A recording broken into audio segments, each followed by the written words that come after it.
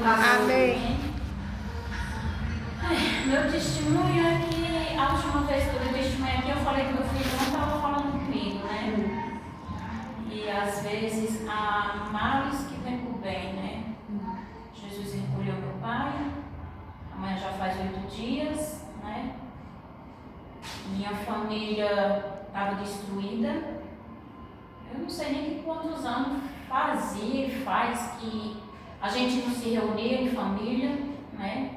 Só faltou meu pai naquele momento ali. Mas ali eu que tive que ter a iniciativa, né? Porque eles tinham tanta raiva de mim, meus irmãos, e eu não entendia o porquê, né? Eu não entendia. Agora sim. Eu não entendia o porquê, né? E foi uma coisa assim tão de repente, e foi uma luta que não foi para mim chegar para ver ele naquela situação, sabe? E a minha irmã veio do Maranhão e em vez de andar para frente, ela andava para trás. E bateu aquele desespero porque a gente queria ver ele pela última vez. E me fizeram a chamada de vídeo, e quando eu vi aquilo dali, meu Deus, olha, só Deus mesmo. Eu falei, não quero ver. Mesmo assim eu fui, porque não dá tempo de ver ele, porque não posso chamar o povo do meu pai, falar que eles não fizeram nada no corpo dele. E mesmo assim a gente foi. A minha irmã saiu primeiro do que eu, né, do Maranhão, e eu ainda cheguei primeiro do que ela no Juazeiro. E ali eu fiquei esperando ela, e a gente foi junto. E lá a gente se reuniu a família, né? E o meu irmão caçula, ele é evangélico da igreja, né? De outra igreja. E estava todo mundo ali.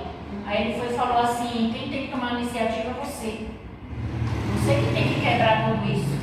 Porque eles não vão chegar em você. E eu ali digo, meu Deus, me dá coragem, porque não vai ser fácil. E eu não sei por que eles têm tanto ódio de mim. E ali eu fui, cheguei e um por um falei, pedi perdão. Eles não me negaram a palavra, né? Não me negaram, e ali nós estávamos os sete irmãos. E eu pedi perdão, e o que tinha mais raiva de mim era o meu irmão mais velho, né? O Antônio. E eu falei com ele não negou a palavra. E eu falei para ele, senta aqui que eu quero conversar com você. Ele enrolou, aí sentou, mas não olhou na minha cara. E Deus me fez lembrar de um sonho que eu tive bem atrás. Eu tive um sonho, né? Eu tinha ido num sítio, né? Um encontro com Jesus em outra igreja. E lá a gente foi para o encontro com Jesus. E lá a gente passou 3 dias, né? Só comendo a palavra. Foi uma bênção. Que bênção. E quando eu cheguei, eu desobedeci a Deus. Eu vim limpa de lá. Eu desobedeci a Deus. E Deus me mostrou um sonho, né? Eu estava numa casa de uma pessoa, e eu não sei quem era. De repente, um rapaz se manifestava um demônio nele, e eu ia repreender, e eu não tinha força para repreender.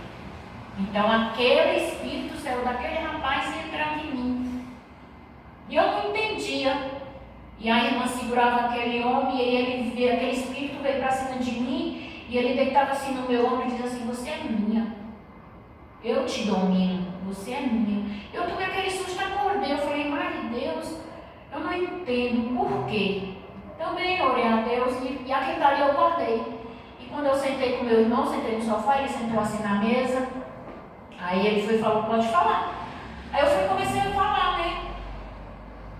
Aí ele foi, se levantou e veio para cima de mim. Ele falou, quem você pensa que você é? Sabe? E Deus me fez me lembrar naquele sonho, aquele homem, o espírito ruim, vindo para cima de mim. E o meu irmão, ele veio para cima de mim, eu sentada ali no sofá, e ele dizia assim, vira um homem, que eu quero que você vira um homem para nós se bagaçar agora, vamos lá para fora. E eu falava assim, você não tem poder de triscar em mim. Eu sirvo um Deus vivo. Você não pode triscar em mim. E ele em cima de mim, chega, ele babava. Ele mudava o tom de voz. Aí a minha irmã foi ver, pegou ele e falou assim, que é isso, meu irmão? A gente só tem que sentar e conversar. Não é assim que resolve as coisas. Eu falei, você não tem o poder de tocar em mim. Você não tem. Por quê? Antigamente eu ia fazer o quê? Eu ia me irar, ia pra cima dele, a gente ia brigar, ia ter morte, né? Porque hoje em dia é assim. Eu falei, não. Deus me deu tanta sabedoria que eu fiquei sentada e só falei assim, você não pode piscar em mim. Você não pode, porque eu sigo um Deus vivo. Eu sou uma serva de Deus. Eu tenho um Deus vivo e você não vai. E ele em cima de mim chega. Eu falando, é a mesma coisa que eu estava vendo. Minha irmã foi, chegou, sentou ele.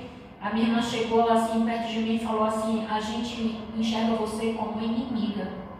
A gente vê você como inimiga. Eu falei, mas por quê? Eu sempre fiz o bem, sempre ajudei vocês. Por que? Ela falou, eu não sei. Eu não sei por quê, mas nós vemos em você um inimigo. Eu falei, mas eu não sou.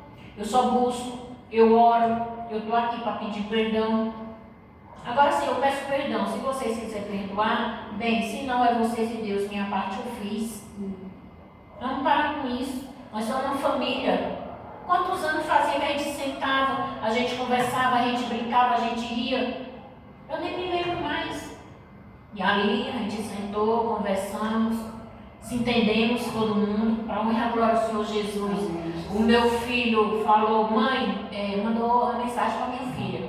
Fala para minha mãe que ela vem para minha casa, eu quero ela na minha casa, minha porta está aberta. E assim a gente se sentou, reuniu a família inteira, só faltou meu pai, né? Infelizmente, mas eu creio que Jesus recolheu ele no tempo certo e reuniu toda a família, os irmãos, sabe?